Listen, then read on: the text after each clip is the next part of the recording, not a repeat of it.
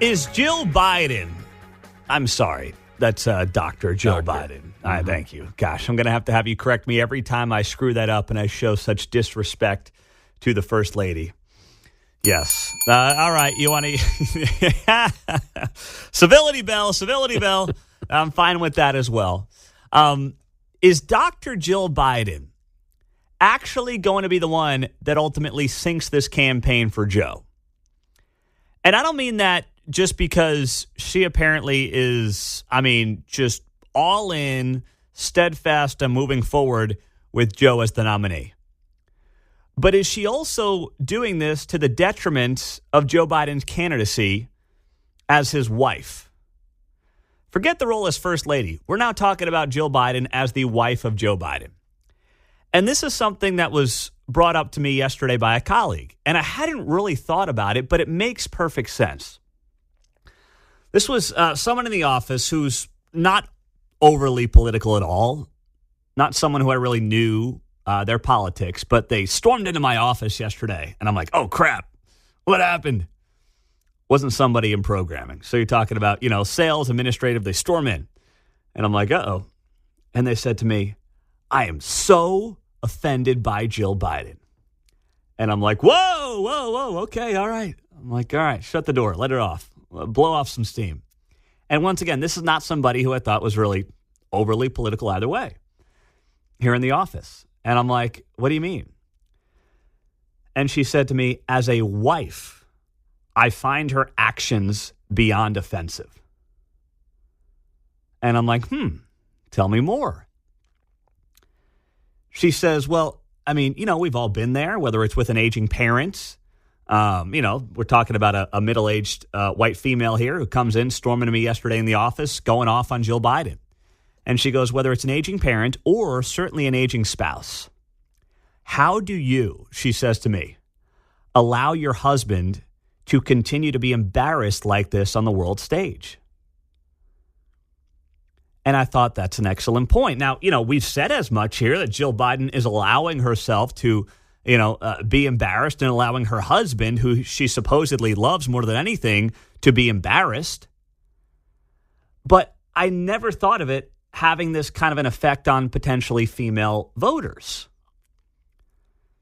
And women who are suddenly potentially, and I'm not saying this is going to happen en masse, but it only needs to happen by a percentage point either way, where suburban female voters suddenly become so turned off by Jill Biden and what they perceive her as doing to her husband that maybe they don't vote for Donald Trump. I don't know, but it doesn't really matter. If they just don't vote at the top of the ticket, that makes a difference. And she was in my office going off yesterday about how she's disgusted by Jill. How dare you do this to the spouse that you supposedly love more than anything else in the world? How do you allow the man that you love to go out there and embarrass himself now on a seemingly daily basis? And I thought, geez, that's a great point.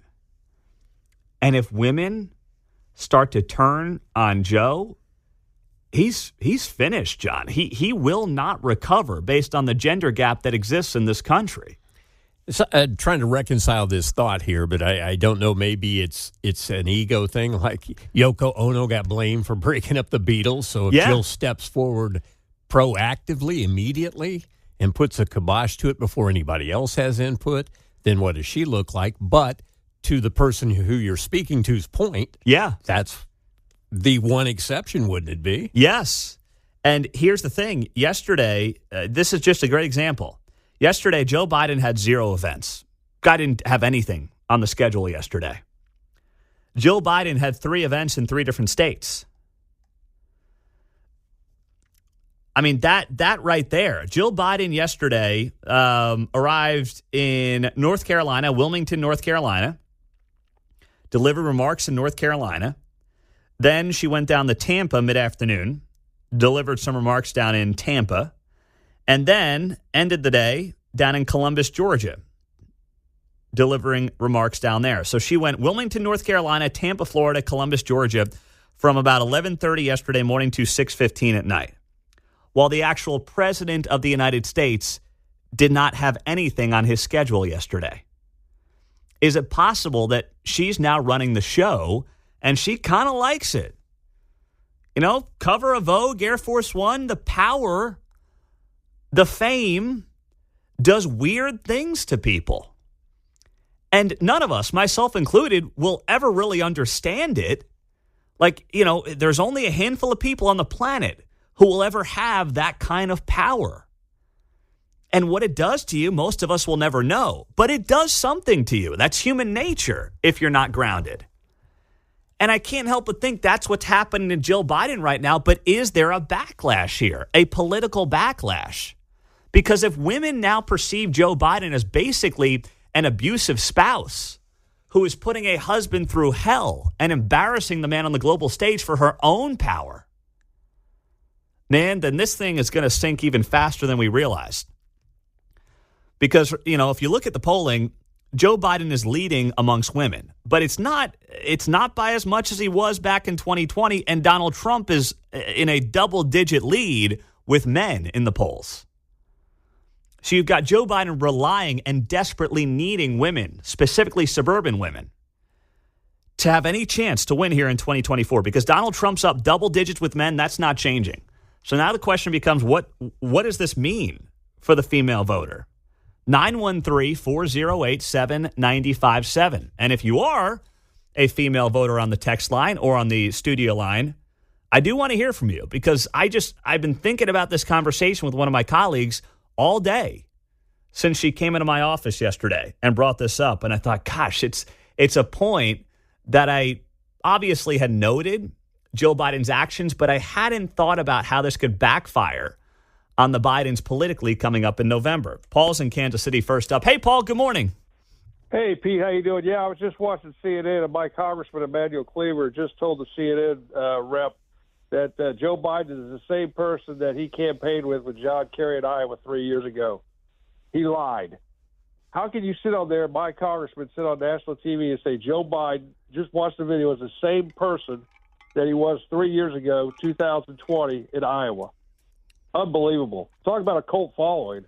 Is that right? I was thinking about Cleaver at about 5 a.m. today. I said, we haven't heard from Cleaver or Sharice Davids, our two local Congress members who are Democrats, on Joe Biden. But I guess now Cleaver went on CNN and claimed that, Joe's as smart as he's ever been. Yeah, the CBC is lockstep, and I don't understand it. I don't understand how the Congressional Black Caucus, they're just lockstep. And it's unbelievable that they're going to your eyes don't tell you different. I mean, yeah, he said that. I was stunned when he said that. I was like, I got to tell Pete. Yeah, how about that? Crazy. Well, thank you very much there, Paul. That's wild stuff. 913-408-7957. John in Independence. Go ahead, John. Hey, the thing about the Bidens is that they have never held a job in the public sector their entire lives. You mean the private sector? Private sector, I'm sorry. And they're nothing but a bunch of grifters, sucking off the taxpayer dime. And that really is just the whole thing about this family, is that she enjoys that power, and that's the scary thing. It's funny how history repeats itself, because this exact same thing happened back when Woodrow Wilson was president. He had a stroke, and his wife was basically running the country for the remainder of his presidency, and that's what's going on here. She's in charge. He fuddles around day to day. All he needs is put me in front of the TV so I can watch reruns of Bonanza and get my pudding. Thank you, John. No, listen, I think that there is something to that. And you can look at the Roosevelt and the Johnson presidencies as well, of course, trending in two different directions, but the wives having incredible influences as well. No doubt about it. So now the question becomes, are these public theatrics just part of a negotiation for what the exit package is going to be, so to speak, for the Biden family?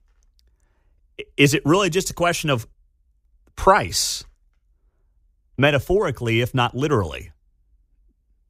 It's an interesting conversation, because